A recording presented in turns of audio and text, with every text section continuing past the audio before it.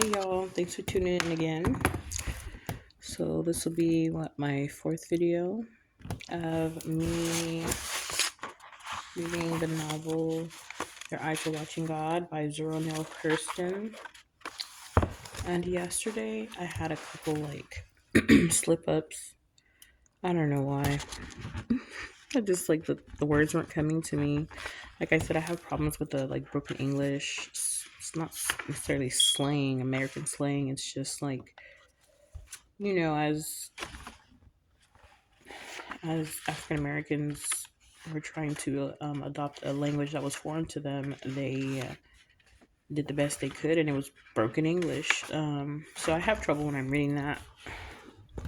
But then also, I slaughtered two words. So hyperbola is a figure of speech that uses exaggeration to emphasize a feeling, issue, or situation.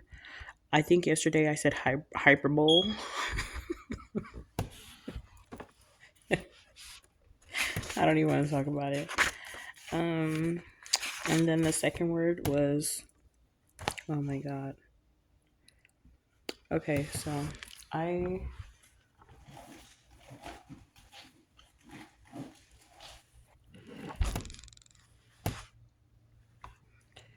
it was, and I forgot how to say it again. That's the thing.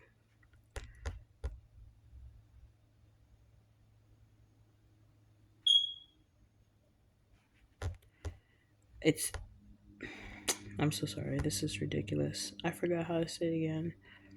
And I was driving down the street, and I just not even thinking about it. I wasn't thinking about it too hard. I just know yesterday when I was reading, I was like, I sounded illiterate. I sounded illiterate, and it's just there's no excuse, honestly. I'm a college graduate. I should know these words, and it just came to me, hyperbola, and I was like, mind you, I've only read that word maybe 4 times. Coquetry. So I think yesterday I said QWERTY, like a QWERTY keyboard. QWERTY is coquetry. Coquetry. COQUERTRY. And that means a flirtatious behavior or a flirtatious manner. And I mean, it was pretty embarrassing, not knowing what these words are, because I'm pretty well up in age, and there's just not an excuse, So let me see, make sure I said hyperbola. Hyperbole? Is it hyperbole or hyperbola? Because hyperbole. It's hyperbole, and I still said it wrong. No, but I do remember one of my professors saying hyperbola, not hyperbole. So it's hyperbole and coquetry.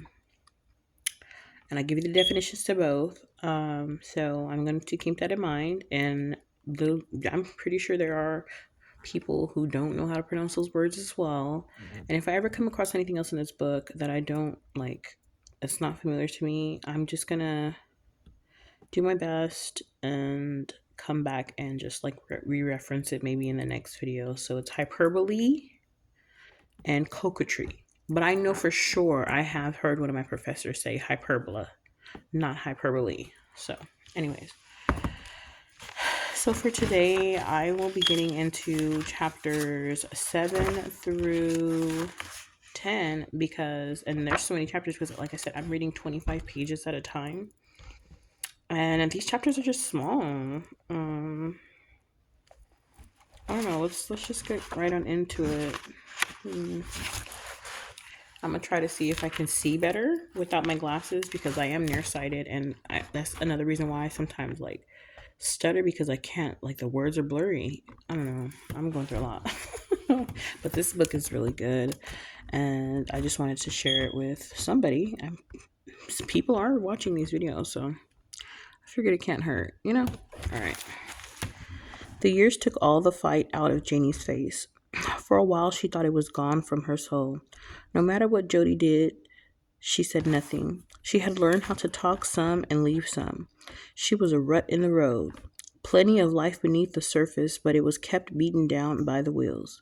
Sometimes she stuck out into the future, imagining her life different from what it was. But mostly she lived between her hat and her heels.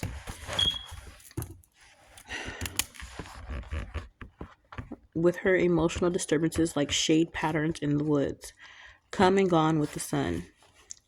She got nothing from Jody except what money could buy, and she was giving away what she didn't value.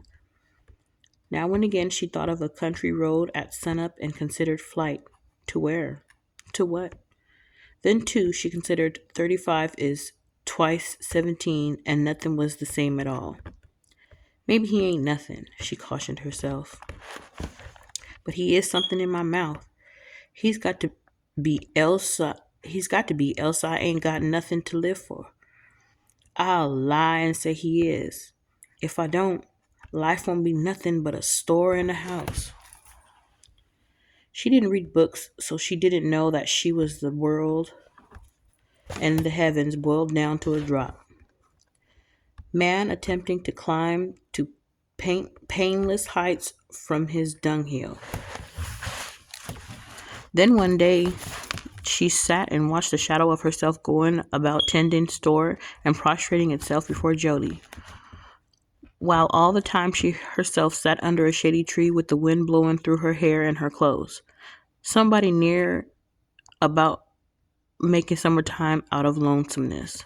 This was the first time it happened, but after a while it got so common she ceased to be surprised. It was like a drug. In a way, it was good because it reconciled her to things. She received all things with the stolidness of the earth, which soaks up urine and perfume with the same indifference. One day she noticed that Joe didn't sit down. He just stood in front of a chair and fell in it. That made her look at him all over. Joe wasn't so young as he used to be. There was already something dead about him. He didn't rear back in his knees any longer. He squatted over his ankles when he walked. That stillness at the back of his neck. His prosperous-looking belly that used to thrust out so pugnaciously and intimidate folks sagged like a load suspended from his loins. It didn't seem to be a part of him anymore. Eyes a little absent, too. Jody must have noticed it, too. Maybe he had seen it long before Janie did, and he had been fearing for her to see, because he began to talk about her age all the time, as if he didn't want her to stay young while he grew old. It was always, you ought to throw something over your shoulders before you go outside. You ain't no young pullet no more. You's a old hen now. One day he called her off the croquet grounds. That's something for the young folks, Janie. You out there jumping around and won't be able to get out to bed tomorrow. If he thought to deceive her, he was wrong. For the first time, she could see a man's head naked of its skull, saw the cunning thoughts race in and out through the caves and promontories of his mind long before they darted out of the tunnel of his mouth. She saw he was hunting and hurting inside, so she let it pass without talking. She just measured out a little time for him and set it aside to wait. It got to be terrible in the store. The more his back ached and his muscles dissolved into fat and the fat melted off his bones, the more fractious he became with Janie, especially in the store. The more people in there, the more ridicule he poured over her body to point attention away from his own. So one day, Steve Mixon wanted some chewing tobacco and Janie cut it wrong. She hated that tobacco knife anyways. It worked very stiff. She fumbled with the thing and cut way away from the mark. Mixon didn't mind. He held it up for a joke to tease Janie a little. Look at here, Brother Mayor, what your wife done took and done. It was cut comically, so everybody laughed at it. A woman and a knife, no kind of a knife, don't belong together. There was some more good-natured laughter at the expense of women. Jody didn't laugh. He hurried across from the post office side and took the plug of tobacco away from mixing and cut it again. Cut it exactly on the mark and glared at Janie. "Ah, God Almighty, a woman stay around the stove till she get old as Methuselah and still can't cut a little thing like a plug of tobacco. Don't stand there rolling your pop eyes at me with your rump hanging nearly to your knees." A big laugh started off in the store, but people got to thinking and stopped. It was funny if you looked at it right quick, but it got pitiful if you thought about it a while. It was like somebody snatched off part of a woman's clothes while she was looking at, and the streets were crowded. Then, too, Janie took the middle of the floor to talk right into Jody's face, and this was something that hadn't been done before. "Stop mixing up my doings with my looks, Jody. When you get through telling me how to cut a plug of tobacco, then you can tell me whether my behind is on straight or not." What's that you say, Janie? You must be out your head." "Nah, I ain't out of my head neither. You must be talking any such language as that. You the one started talking under these people's clothes, not me." "What's the matter with you, nohow? You ain't no young girl to be getting all insulted about your looks. You ain't no young courting gal. You's an old woman, nearly 40. Yeah, I'm a nearly 40 and you's already 50. How come you can't talk about that sometimes instead of always pointing at me? Tain't no use in getting all mad, Janie, 'cause I mentioned you ain't no young gal no more. Nobody in here ain't looking for no wife out of you, old as you is. Now, I ain't no young gal no more, but then I ain't no old woman neither. I reckon I looks my age too. But I'm a woman every inch of me, and I know it. That's a whole lot more'n you can say. You big bellies round here and put out a lot of brag, but tain't nothing to it but your big voice. Talking about me looking old. When you pull down your britches, you look like the change of life. Great God from Zion. Sam Watson gasped. "Y'all really playing the dozens tonight?" What's that you said?" Joe challenged, hoping his ears had fooled him. "You heard her. You ain't blind," Walter taunted. "I'd rather be shot with tacks than to hear that bout myself," Lige Moss commiserated.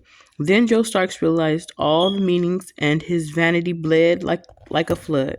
Janie had robbed him of his illusion of irresistible maleness that all men cherish, which was terrible. The thing that Saul's daughter had done to David. But Janie had done worse. She had cast down his empty armor before men, and they had laughed.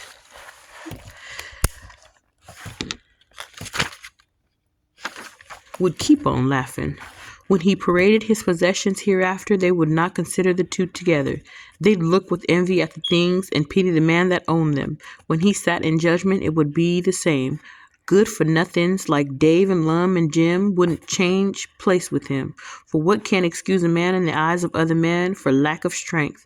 Raggedy behind squirts of 16 and 17 would be giving him their merciless pity out of their eyes while their mouths said something humble. There was nothing to do in life anymore. Ambition was useless. And the cruel deceit of Janie, making all that show of humbleness and scorning him all the time, laughing at him, and now putting the town to do the same. Joe Starks didn't know the words for all this, but he knew the feeling. So he struck Janie with all his might and drove her from the store. Chapter 8. After that night, Jody moved his things and slept in a room downstairs. He didn't really hate Janie, but he wanted her to think so. He had crawled off to lick his wounds. They didn't talk too much around the store either. Anybody that didn't know would have thought that things had blown over. It looked so quiet and peaceful around, but the stillness was the sleep of swords. So new thoughts had to be thought and new words said. She didn't want to live like that. Why must Joe be so mad with her for making him look small when he did it to her all the time? He had been doing it for years. Well, if she must eat out of a long-handled spoon, she must. Jody might get over his mad spell any time at all and begin to act like somebody towards her. Then, too, she noticed how baggy Joe was getting all over, like bags hanging from an ironing board. A little sack hung from the corners of his eyes and rested on his cheekbones. A loose filled bag of feathers hung from his ears and rested on his neck beneath his chin. A sack of flabby something hung from his loins and rested on his thighs when he sat down. But even these things were running down like candle grease as time moved on. He made new alliances too. People he never bothered with one way or another now seemed to have his ear. He had always been scornful of root doctors and all their kind, but now she saw a faker from around Altamonte Springs hanging around the place almost daily, always talking in low tones when she came near, or hushed altogether. She didn't know that he was driven by a desperate hope to appear the old-time body in her sight. She was sorry about the root doctor because she feared that Joe was depending on the scoundrel to make him well when what he needed was a doctor and a good one. She was worried about his not eating his meals till she found out he was having old lady Davis to cook for him. She knew that she was a much better cook than the old woman and cleaner about the kitchen, so she bought a beef bone and made him some soup. "Nah, thank you," he told her shortly. "I'm having a hard enough time to try and get well as it is." She was stunned at first and hurt afterwards, so she went straight to her bosom friend, Phoebe Watson, and told her about it. "I'd rather be dead than for Jody to think I'd hurt him," she sobbed to Phoebe. "It ain't always been too pleasant, 'cause you know how Joe worshipped the works of his own hands, but God in heaven know I wouldn't do one thing to hurt nobody. It's too underhand and mean. Janie, though maybe the thing would die down, I thought maybe there's no tea. It's just low. I don't know. I thought maybe the thing would die down and you never would know nothing about it. But it's been singing round here ever since the big fuss in the store that Joe was fixed and you was the one that did it. Phoebe, for the longest time, I've been feeling that something set for steel bait, but this is oh Phoebe, what can I do?" Excuse me. "You can't do nothing but make out you don't know it. It's too late for y'all to be splitting up and getting divorced. Just go on back home and sit down on your royal diastasis. Diasticatus." Shut up. Y'all don't ridicule me. These are words I've never read. And say nothing nobody don't believe in no how. To think I've been with Jody 20 years and I just now got to bear the name of poisoning him. It's about to kill me, Phoebe. Sorrow dogged by sorrow is in my heart. That's lie that trashy nigga that calls himself a two-headed doctor brought to him in order to get in with Jody. He seen he was sick. Everybody been knowing that for the longest. And then I reckon he heard you was kind of at variance, so that was his chance. Last summer, that multiplied cockroach was round here trying to sell gophers. Phoebe, I don't even believe Jody believed that lie. He ain't never took no stock in the mess. He just make out he believing it to hurt me. I'm stone dead from standing still and trying to smile. She cried often in the weeks that followed.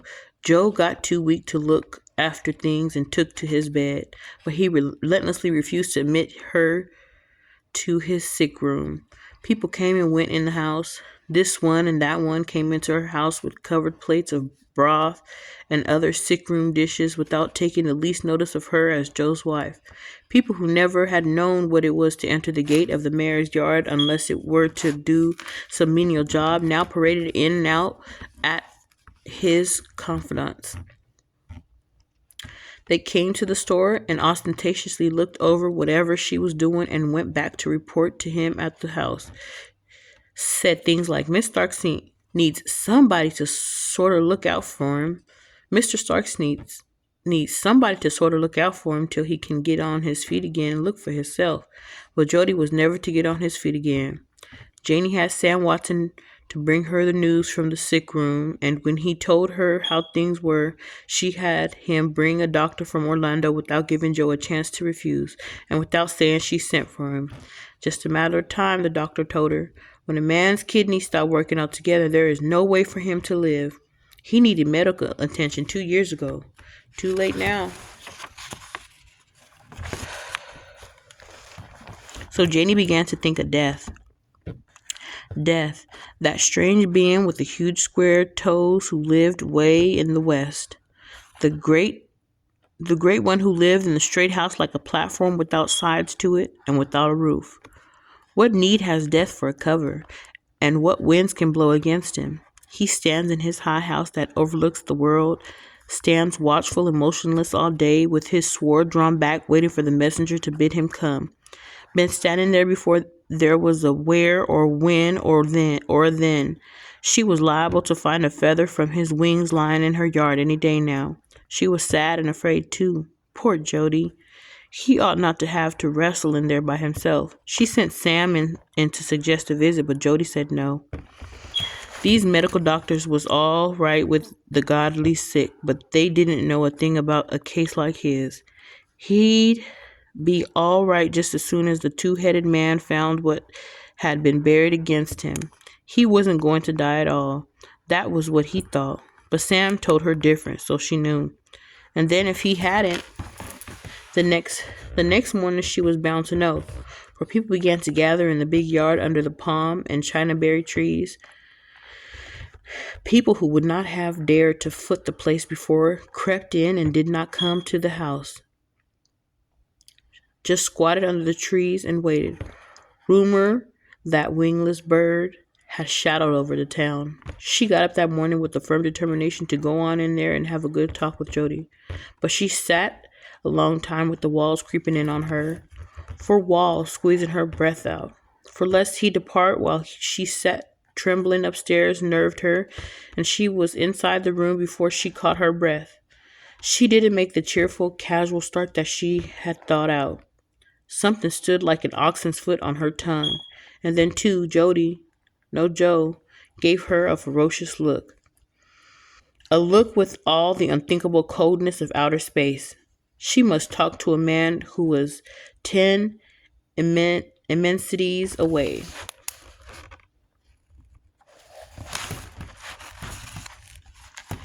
He was lying on his side, facing the door like he was expecting somebody or something. A sort of changing look on his face. Weak looking but sharp pointed about the eyes. Through the thin counterplane, she could see what was left of his belly huddled before him on the bed like some helpless thing seeking shelter. The half-washed bedclothes hurt her pride for Jody. He had always been clean. He had always been so clean.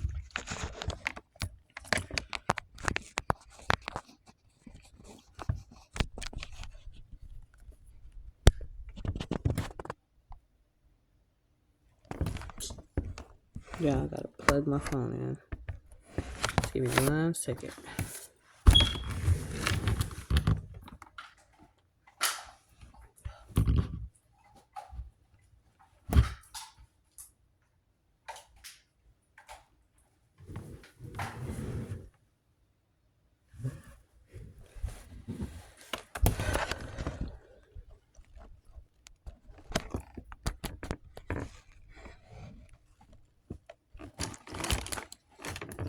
Just gotta hold it there.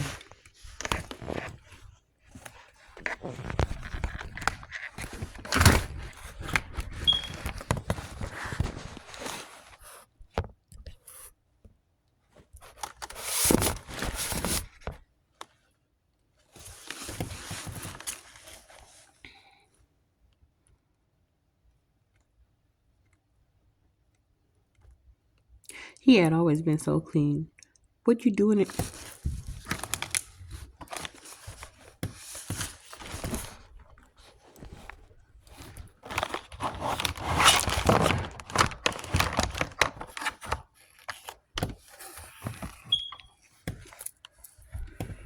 What you doing in here, Janie? Come to see about you and how you was making out. He gave a deep growling sound like a hog dying down in the swamp and trying to drive out disturbance. I come in here to get shit of you, but look like tain't doing me no good. Go on out. I needs to rest. Nah, Jody, I come in here to talk with you, and I'm going to do it too. It's for both of our sakes. I'm a talking. He gave another ground grumble and eased over on his back. Jody, maybe I ain't been such a good wife to you, but Jody, that's 'cause you ain't got the right feeling for nobody. You ought to have some sympathy about yourself. You ain't no hog. But Jody, I meant to be awful nice. Much as I done for you, holding me up to scorn, no sympathy. No, Jody, it wasn't because I didn't have no sympathy. I had a lavish of that. I just didn't never get no chance to use none of it. You wouldn't let me. That's right. Blame everything on me. I wouldn't let you show no feeling. When Janie, that's all I ever wanted or desired. Now you come blaming me. Tain't that, Jody. I ain't here to blame nobody. I'm just trying to make you know what kind of person I is before it's too late. Too late? He whispered, his eyes buckled in a vacant, mouthed terror, and she saw the awful surprise in his face and answered it. Yeah, Jody, don't care what that multiplied cockroach told you to get your money. You got to die, and you can't live. A deep sob came out of Jody's weak frame. It was like beating a bass drum in a hen's house. Then it rose high like pulling in a trombone. Janie, Janie, don't tell me I got to die, and I ain't used to thinking about it. Tain't really no need of you dying, Jody. If you had of the doctor, but it don't do no good bringing that up now. That's just what I was to say, Jody. You wouldn't listen. You done lived with me for 20 years and you don't half know me at all.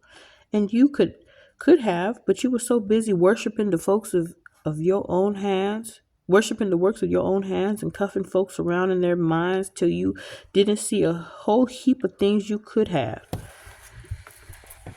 Leave here, Janie. Don't come here. I knowed you wasn't going to listen to me. You changes everything, but nothing don't change you. Not even death. But I ain't going out of here and I ain't going to hush. Now you got to listen to me one time before you die. Have your way all your life. Trample and mash down and then die rather than to let yourself hear about it. Listen, Jody. You ain't the Jody I run off down the road with. You's was left after he died. I run off to keep house with you in a wonderful way, but you wasn't satisfied with me the way I was. No, my own mind had to be squeezed and crowded out to make room for yours and me. Shut up. I wish thunder and lightning would kill you. I know it. And now you got to die to find out that you got to pacify somebody besides yourself if you wants any love and any sympathy in this world. You ain't tried to pacify nobody but yourself. Too busy listening to your own big voice. All this tearing down talk, Jody whispered with sweat globules forming all over his face and arms. Get out of here. All this bowing down, all this obedience under your voice, that ain't what I rushed off down the road to find out about you. A sound of strife in Jody's throat, but his eyes stared unwillingly into the corner of the room, so Janie knew that futile fight was not with her. The icy sword of the square-toed one had cut off his breath and left his hands in a pose of agonizing protest. Janie gave them peace on his breast. Then she studied his dead face for a long time.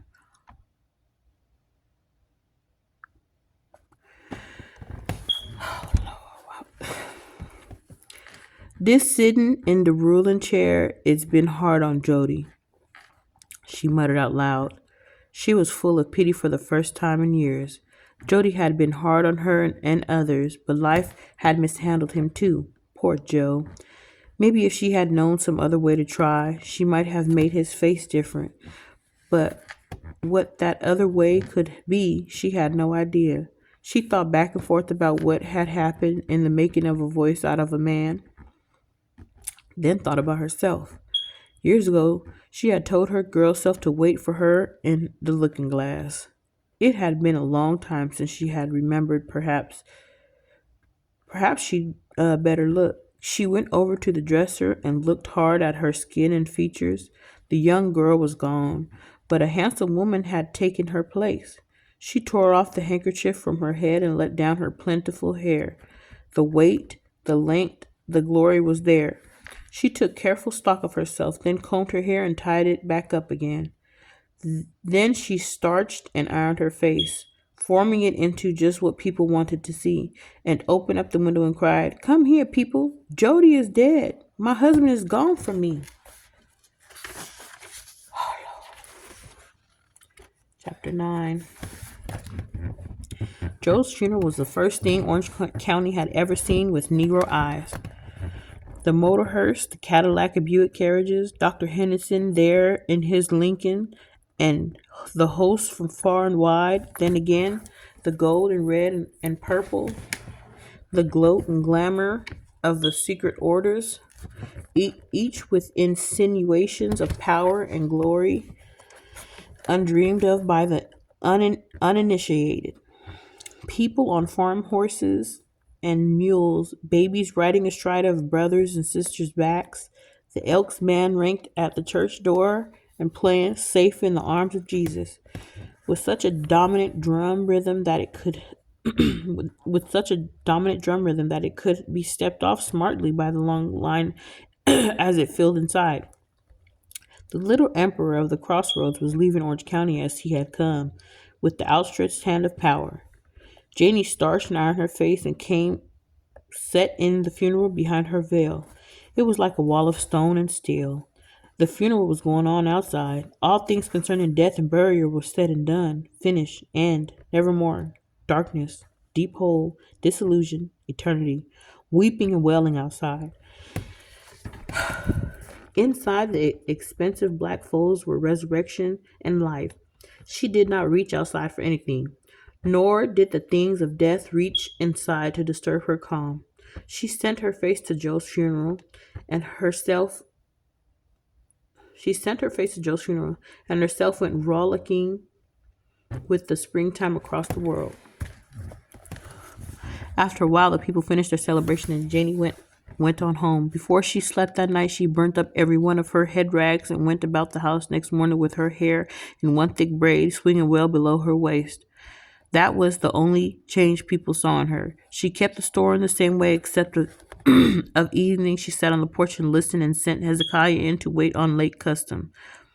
She saw no reason to rush at changing things around. She would have the rest of her life to do as she pleased. Most of the day she was at the store, but at night she was there in the big house, and sometimes it creaked and cried all night under the weight of lonesomeness. Then she'd lie awake in bed asking lonesomeness some questions. She asked if she wanted to leave and go back where she had come from and try to find her mother. Maybe tend her grandmother's grave. Sort of look over the old stamping ground generally. Digging around inside of herself like that, she found that she had no interest in that seldom seen mother at all. She hated her grandmother and had hidden it from herself all these years under a cloak of pity. She had been getting ready for her great journey to the horizons in search of people. It was important to all the world that she should find them and they find her. But she had been whipped like a cur dog and run off down a back road after things. It was all according to the way you see things. Some people could look at a mud puddle and see an ocean with ships, but Nanny belonged to that other kind that loved to deal in scraps. Her Nanny had taken the biggest thing God ever made, the horizon. For no matter how far a person can go, the horizon is still way beyond you. And pinched it into such a little bit of a thing that she could tie it about her grandmother's neck tight enough to choke her. She hated the old woman who had twisted her so in the name of love. Most humans didn't love one another nohow. And this mislove was so strong that even common blood couldn't overcome it overcome it all the time. She had found a jewel down inside herself and she had wanted to walk where people could see her and gleam it around. But she had been set in the marketplace to sell, been set for steel bait. When God had made the man, he made him out of stuff that sung all the time and glittered all over. Then after that, some angels got jealous and chopped him into millions of pieces. But still he glittered and hummed. So they beat him down to nothing but sparks. But each little spark had a shine and a song. So they covered each one over with mud. And the lonesomeness and the sparks made them hunt for one another. But the mud is deaf and dumb. Like all the other tumbling mud balls, Janie had tried to show her shine.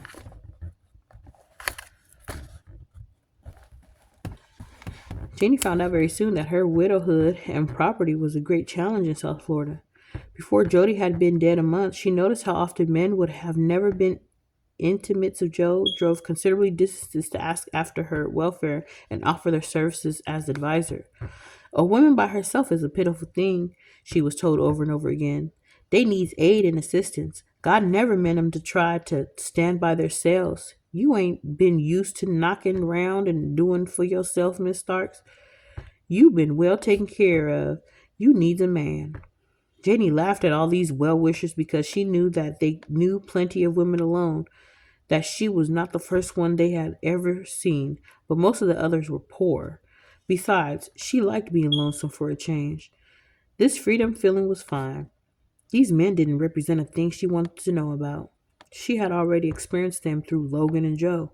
She felt like slapping some of them for sitting around grinning at her like a pack of chessy cats, trying to make out they looked like love. Excuse me. Ike Green sat on her case seriously one evening on the store porch when he was lucky enough to catch her alone. You wants to be careful about who you marry, Miss Starks. These strange men run around here trying to take advantage of your condition. Marry? Janie almost screamed. Joe ain't had time to get cold yet. I ain't even given marrying the first thought. But you will. You's too young a woman to stay single. And you's too pretty for the mans to leave you alone. You's bound to marry. I hope not. I mean, at this present time, it don't come before me. Joe ain't been dead 2 months. Ain't got settled down in his grave. That's what you say now. But two months more, and you'll sing another tune. Then you want to be careful. Women folks is easy taking advantage of. You know what to let none of these stray niggers that's sitting around here get the inside track on you. They's just like a pack of hogs. When they see a full trough, what you needs is a man that you done lived around and know all about to sort of manage your things for you and generally do round. Jenny jumped upon her feet. Lord, I green, you's a case. This subject you bringing up ain't fit to be talked about at all. Let me go inside and help Hezekiah weigh up that barrel of sugar that just come in. She rushed on inside the store and whispered to Hezekiah, I'm going to the house. Let me know when that old Peter bed is gone, and I'll be right back. 6 months of wearing black passed and not one suitor had ever gained the house porch. Janie talked and laughed in the store at times, but never seemed to want to go further. She was happy except for the store. She knew by her head that she was absolute owner, but it always seemed to her that she was still clerking for Joe, and that soon he would come in and find something wrong that she had done. She almost apologized to the tenants the first time she collected the rents. Felt like a usurper. But she hid that feeling by sending Hezekiah, who was the best imitation of Joe that his 17 years could make. He had even taken to smoking cigars since Joe's death and tried to bite him tight in one side of his mouth like Joe. Every chance he got, he was reared back in Joe's swivel chair trying to thrust out his lean belly into a punch. She laughed quietly at his no-harm posing and pretended she didn't see it. One day, As she came in the back door of the store, she heard him bawling at Trip Crawford. No, indeed, we can't do nothing of the kind. Ah, God, you ain't paid for them last rations you done ate up. Ah, God, you won't get no more out of this store than you got money to pay for. Ah, God, this ain't Gimme, Florida. This is Edenville. Another time, she overheard him using Joe's favorite expression for pointing out the differences between himself and the careless living, mouthy town. I'm an educated man, and I keep my arrangements in my hands. She laughed outright at that. His acting didn't hurt nobody, and she wouldn't know what to do without him. He sensed that and came to treat her like baby sister, as if to say, "You poor little thing, give it to Big Brother. He'll fix it for you." His sense of ownership made him honest too, except for an occasional jawbreaker or a packet of sensen. The sensen was to let on to the other boys and the pullet-sized girls that he had a liquor breath to cover. This business of managing stores and women store owners was trying on a man's nerves. He needed a drink of liquor now and then to keep up. When Janie emerged into her morning white, she had hosts of admirers in and out of town, everything open and frank. Men of property, too, among the crowd, but nobody seemed to get any further than the store. She was always too busy to take them to the house to entertain. They were all so respectful and stiff with her that she might have been the Empress of Japan. They felt that it was not fitting to mention desire to the widow of Joseph Starks. You spoke of honor and respect. And all that they said and did was refracted by her inattention and shot off towards the rim bones of nothing. She and Phoebe Watson visited back and forth, and once in a while sat around the lakes and fished. She was just basking in freedom for the most part without the need for thought. A Sanford undertaker was pressing his cause through Phoebe, and Janie was listening pleasantly but undisturbed. It might be nice to marry him at that. No hurry. Such things take time to think about, or rather she pretended to Phoebe that that was what she was doing. "Tain't that I worries over Joe's death, Phoebe. I just love this freedom." Shh, shh, shh. Don't let nobody hear you say that, Janie. Folks will say you ain't sorry he's gone. Let 'em say what they wants to, Phoebe. To my thinking, mourning ought to last no longer than grief.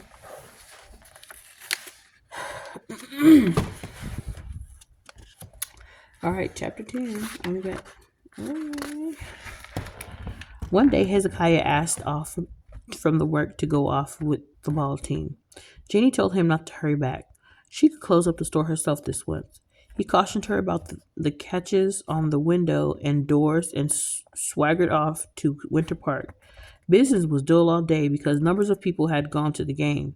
She decided to close early because it was hardly worth the trouble of keeping open on an afternoon like this.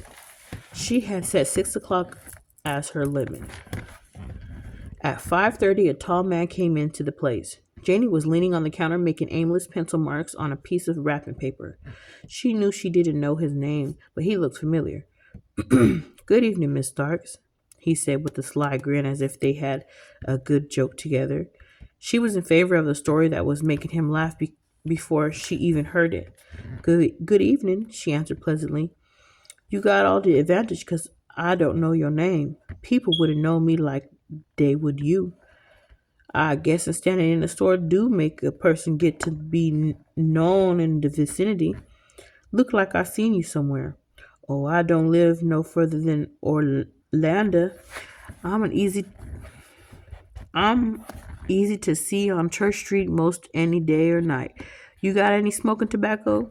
She opened the glass case. "What kind?" "Camels." She handed over the cigarettes and took the money. He broke the pack and thrust one between his full purple lips. "You got a little piece of fire over there, lady?" They both laughed, and she handed him 2 kitchen matches out of a box for that purpose. It was time for him to go, but he didn't.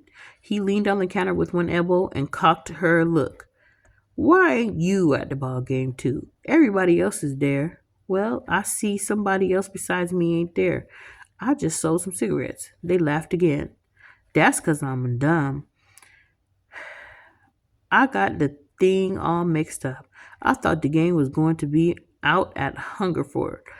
So I got a ride to where this road turns off from the Dixie Highway and walked over here, and then I find out the game is in Winter Park. That was funny to both of them, too. So what you going to do now? All the cars in Edenville is gone. How about playing you some checkers? You looks hard to beat. I is, 'cause I can't play a lick. You don't cherish the game then. Yes, I do. And then again, I don't know whether I do or not, 'cause nobody ain't never showed me how. This is the last day for that excuse. You got a board round here? Yes, indeed. The men folks treasure the game round here. I just ain't never learned how. He set it up and began to show her, and she found herself glowing inside. Somebody wanted her to play. Somebody thought it natural for her to play. That was even nice. She looked him over and got little thrills from every one of his good points. Those full, lazy eyes with the lashes curling sharply away like drawn scimitars. The lean over padded shoulders and narrow waist. Even nice. He was jumping her king. She screamed in protest against losing the king she had had such a hard time acquiring. Before she knew it, she had grabbed his hand to stop him. He struggled gallantly to free himself. That is, he struggled, but not hard enough to wrench a lady's fingers. I got a right to take it. You left it right in my way. Yeah, but I was looking off when you went and stuck your man right up next to mine. No fair. You ain't supposed to look off, Miss Starks. It's the biggest part of the game to watch out. Leave go of my hand. No, son, not my king. You can take another one, but not that one. They scrambled and upset the board and laughed at that. Anyhow, it's time for a Coca-Cola, he said. I'll come teach you some more another time. It's all right to come teach me, but don't come to cheat me. You can't beat a woman. They just won't stand for it. But I'll come teach you again. You going to be a good player, too, after a while. You reckon so? Jody used to tell me I never would learn. It was too heavy for my brains. Folks is playing it with sense and folks is playing it without. But you got good meat on your head. You'll learn. Have a cool drink on me. Oh, all right, thank you. Got plenty cold ones today.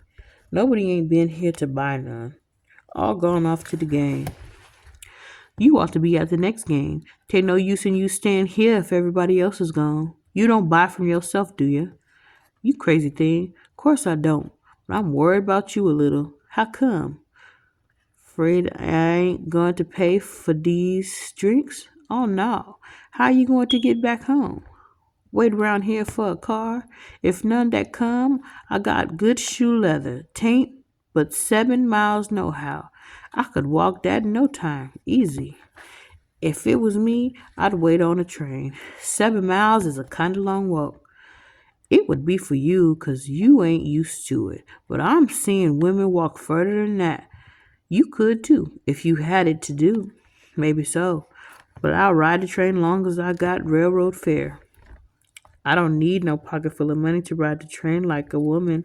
When I takes a notion, I rides anyhow, money or no money. Now ain't you something, Mr. You never did tell me what your name was. I sure didn't. Wasn't expecting for it to be needed. The name my mama give me is Virgil Woods. They calls me Tea Cake for short. Tea Cake? So you sweet as all that? She laughed and he gave her a little cut-eye look to get her meaning. I may be guilty. You better try me and see. She did something halfway between a laugh and a frown, and he sat his hat on straight. Believe I done cut a hog, so I guess I better catch air. He made an elaborate act of tipping to the door stealthily, then looked back at her with an irresistible grin on his face. Janie burst out laughing in spite of herself. You crazy thing. He turned and threw his hat at her feet. Oh, I thought he said face. At her feet. If she don't throw it at me, I'll take a chance on coming back, he announced, making gestures to indicate he was hidden behind a post. She picked up the hat and threw it after him with a laugh. Even if she had a brick, she couldn't hurt you with it, he said to an invisible companion. The lady can't throw. He gestured at his companion, stepped out from behind the imaginary lamppost, set his coat and hat, and strode back to where Janie was as if he had just come in the store. Evening, Miss Starks. Could you let me have a pound of knuckle pudding till Saturday? I'm sure to pay you then. You needs 10 pounds, Mr. Tea Cake. I'll let you have all I got, and you needn't bother about paying it back. They joked and went on till the people began to come in. Then he took a seat and made talk and laughter with the rest until closing time. When everyone else had left, he said, I reckon I done overlaid my leaving time, but I figured you needed somebody to help you shut up the place. Since nobody else ain't round here, maybe I can get the job. Thank you, Mr. Tea Cake. It is kind of straining for me. Who ever heard of a tea cake being called Mister? If you want to be real high toned and call me Mr. Woods, that's the way you feel about it. If you wants to be a little friendly and call me Tea Cake, that would be real nice. He was closing and bolting windows all the time he talked.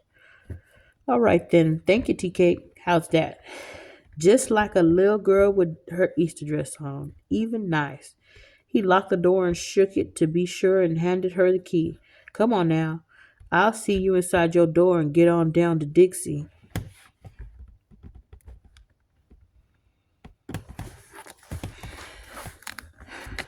Janie was halfway down the palm-lined walk before she had a thought for her safety. Maybe this strange man was up to something, but it was no place to show her fear